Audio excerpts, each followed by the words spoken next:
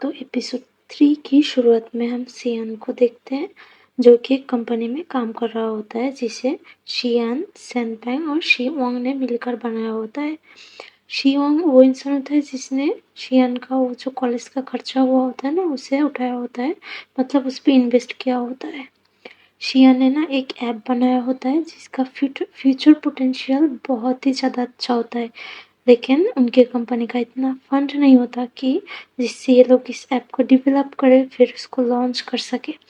और अगर app fail हो जाता है तो उनका कंपनी बंद भी करना पड़ सकता है। इसी बात को लेकर शियान और शी ओंग में बहुत ही ज़्यादा बहस हो रहा होता है। शियान इस ऐप को लॉन्च करना चाहता था और शी ओंग इतना बड़ा रिस्क नहीं लेना चाहता था। यान दूर से इन लोगों की बातों को सुन रहा होता है। जब ये लोग बहस कर रहे होते हैं तो कंपनी सेपरेट करने की बात कर रहा होता है, तो फिर यान उनके पास आता है और कहता है क्यों ना इस ऐप की डेवलपमेंट मैं संभालूं। शियान कहता है तो तुम तो बच्चे हो अभी, तुम कैसे संभाल सकते हो, बड़ों के बीच में बात मत करो तुम।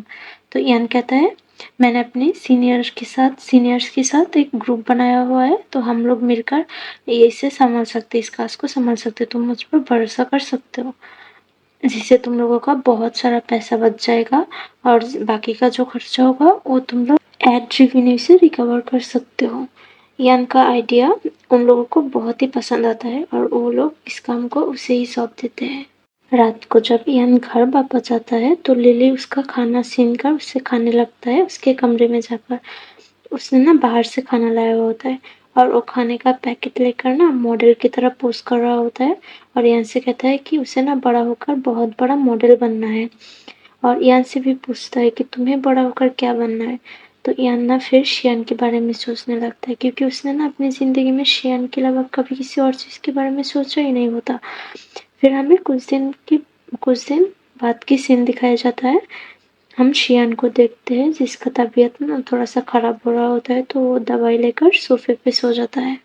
फिर लिली नीचे आता है जिसने एक बहुत ही स्टाइलिश सा एक शॉर्ट सा ड्रेस पहना हुआ होता है, क्योंकि उसको ना कहीं से मॉडलिंग का ऑफर आया होता है जहाँ पर वो जा रहा था। शियान जब उसे देखता है तो उसे उसमें अपनी माँ दिखने लगती है। फिर वो ना बहुत ही गुस्सा करता है लिली पे और उसे कहता है तुम ये ड्रेस बदल के फिर बाहर जाओ, ये बहुत ही छोटा है, ऐसे ड्रेस पहन के तुम बाहर नहीं जा सकते। लेकिन लिली उसकी बात नहीं मानता, वो उससे बहस करने लगता। गुस्से में फिर शियान उसे कह देता है क्या तुम्हें उस औरत की तरह बनना है। उस औरत मतलब वो अपनी माँ की बात कर रहा होता है, जिसे सुनकर लिली को बहुत ही ज़्यादा दुख पहुंचता है। वो ना गुस्से में रोते हुए घर से भागकर चला जाता है। जाते हुए वो सीढ़ियों में गिर जाता है जिससे उसके पैरों में बहुत चोट लग जाती है और खून बहने लगता है। तो रास्ते के किनारे में बैठ के बहुत जोर जोर से रो रहा होता है।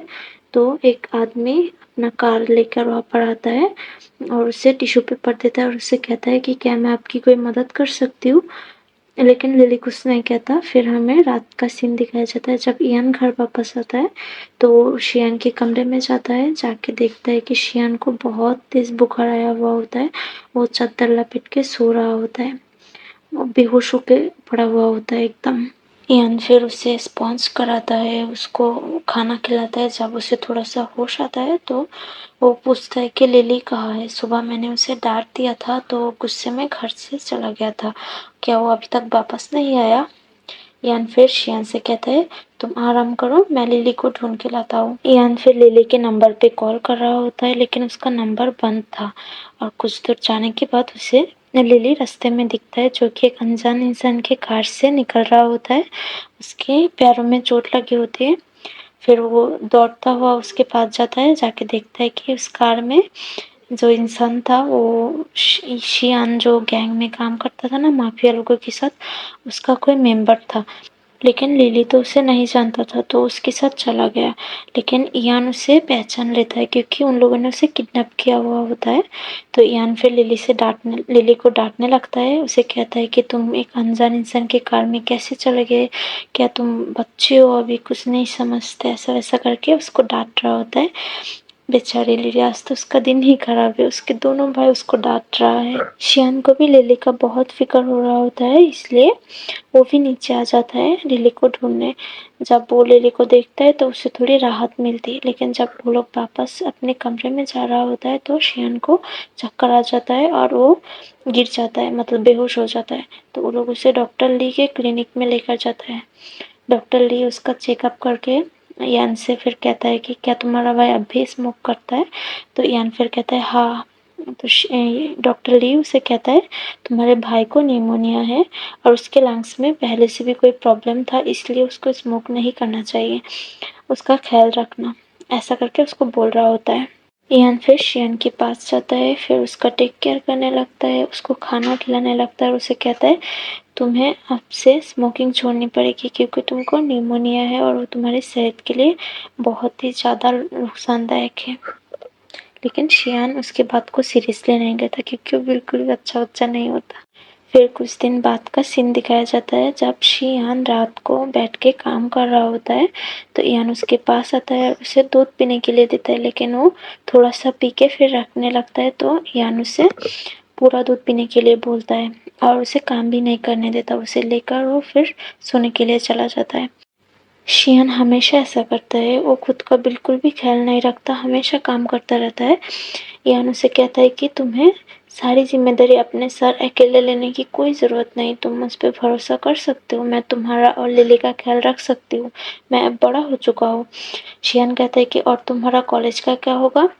कोई टीम बनाया था ना तुमने, वो सब मैं संभाल लूँगी। यान कहता है मुझे बहुत मेहनत करके तुम्हारे लेवल पर पहुँचना है।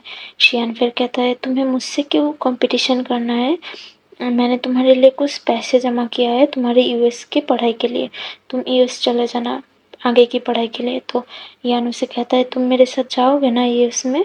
तो शियान कहता है अरे नहीं, मैंने तो सिर्फ तुम्हारे लिए पैसे जमा किया था। तो फिर तुम मुझसे मिलने आओगे ना? यान कहता है टिकट बहुत महंगा होता है, मैं तुमसे मिलने भी नहीं आ सकती। यान ना फिर अपने मन में कह रहा होता है मैं हमेशा तुम्हारे साथ ऐसे ही रहना चाहती हूँ, तुम्हारे पास, तुम्हें छोड़कर नहीं जाना चाहती। फिर ये दोनों साथ में बहुत प्यार से एक साथ सो जाते हैं और यहीं पर हमारा तीसरा एपिसोड भी ख़त्म हो जाता है।